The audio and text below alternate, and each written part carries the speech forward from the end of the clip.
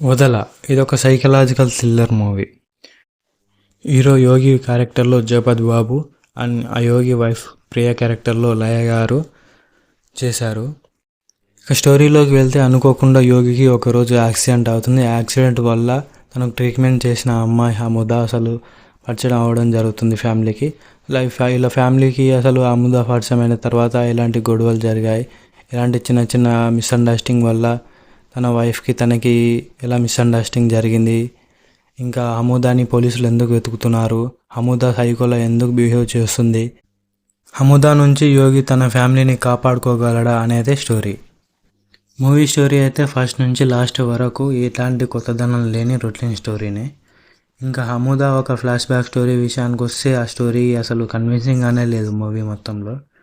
ఇంకా first half మొత్తం ఒక ఫ్యామిలీ డ్రామా నడుస్తుంది, ఏదో కొంచెం అంతంత ల్యాగ్ అనిపించింది ఫస్ట్ హాఫ్ కూడా.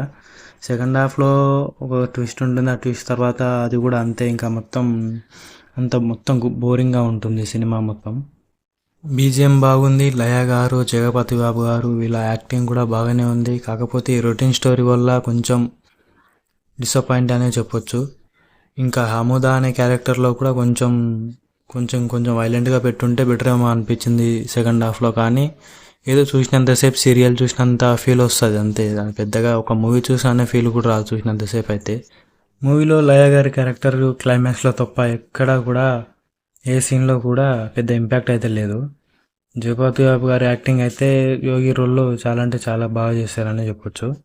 ఇంకా ఈ మూవీ చూడొచ్చా చూడకూడదు అనే విషయానికి వస్తే మూవీ ఒక 2 గంటలు చూస్తే టైం వేస్ట్ అనే చెప్పొచ్చు. ఫ్యామిలీతోనైతే అసలు చూడలేరు.